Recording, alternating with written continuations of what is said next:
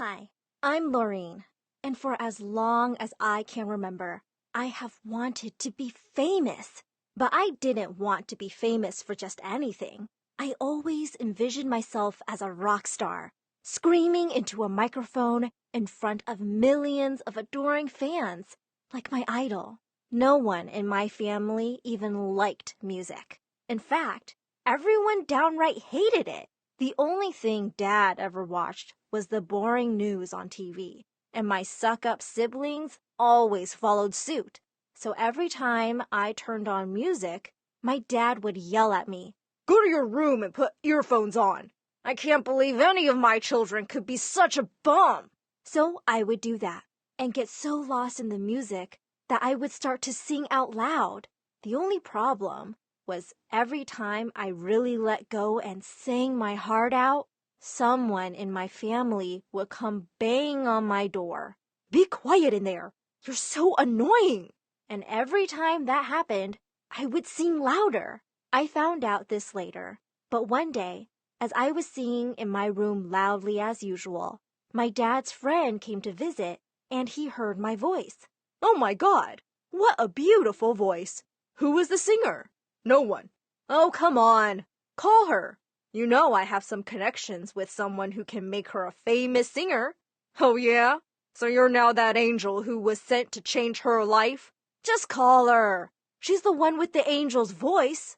All I knew was that I was minding my own business when Dad banged on my door screaming, "I said no singing!" My friend got so annoyed and he left. So shut it now.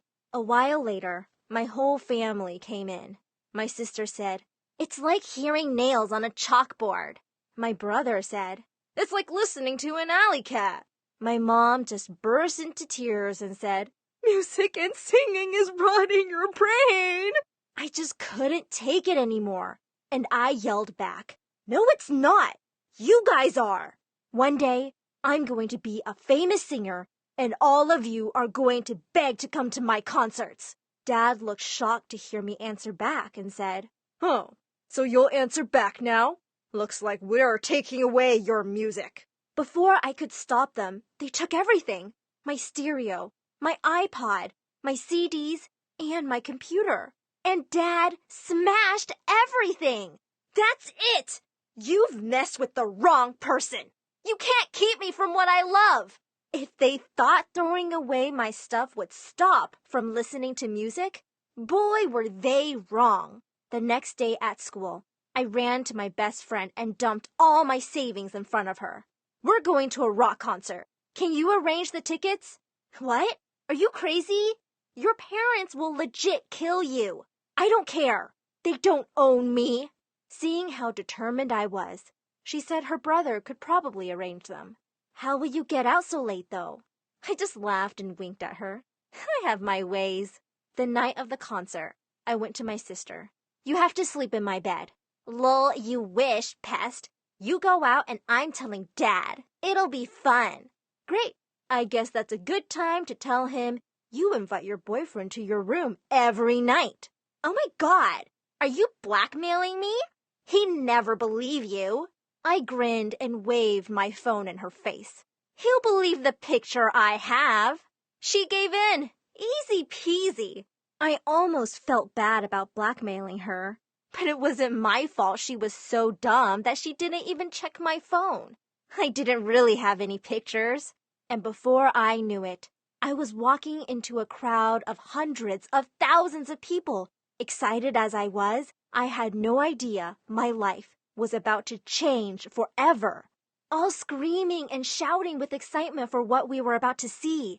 Everywhere I looked, people were singing and dancing and laughing.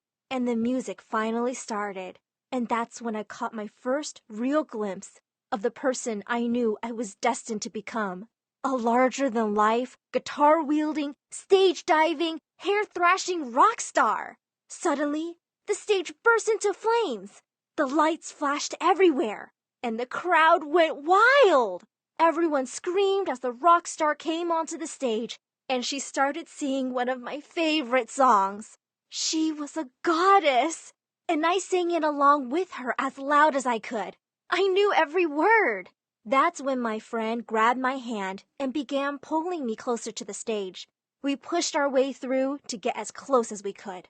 And when the song ended, someone handed me a bouquet of flowers and told me to throw it on stage.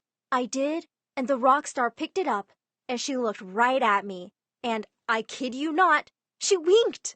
Then the music stopped, and she bowed her head, and she took a long moment before she grabbed her microphone and said the craziest thing I could ever imagine hearing. Now, I want to invite a special someone on stage to come and sing my next song for me. The crowd was wild. I couldn't even hear myself think. I shouted louder than I ever had in my life, and I couldn't believe it when she looked right at me and said, "You, who threw the flowers, get up here." I didn't even have to climb up to the stage because I was literally hoisted up in the air by all the people around me and then thrown onto the stage. The rock star looked at her band, threw up her hand and said, "And a 1 and a 2." And she handed me the microphone, and the band started the next song. I was paralyzed with fear when I turned around and saw thousands of people screaming with excitement. And to this day, I have no idea how, but I opened my mouth and I began to sing. It's so crazy, my night's so hazy. I'm rocking this stage, I'm breaking the cage tonight. I'm free, we'll rock this stage tonight. We stand and we fight, we shine in this light. My night's so hazy, I'm rocking this stage, I'm breaking the cage tonight. I'm free. The biggest surprise, though, was that people loved it. It was the opposite of what my family always said. I was a great singer, and suddenly I was a real-life rock star. When the song ended, I turned around and she pointed me to go backstage. Minutes later, the rock star and her band came right back to me and said, "Hey kid, I'm getting too old for this. Tonight was my last night performing, and now I'm passing the torch off to you." She handed me her microphone, she smiled, and then she walked away. Was this a joke? Her whole band was looking at me like they wanted me to say something. I said the only thing I could think of. Okay. And just like that, I was the new lead singer for one of the most famous rock bands in the world. When I returned home with a record deal, $1 million, and a personal assistant who was going to organize my new life as a rock star, my family took a complete round turn. Dad wasn't mad that I sneaked out. Instead, he threw his arms around me.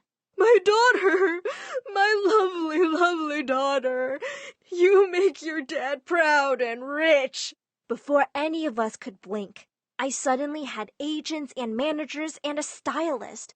I was given a whole new wardrobe and a driver who took me everywhere I wanted to go at any time of the day.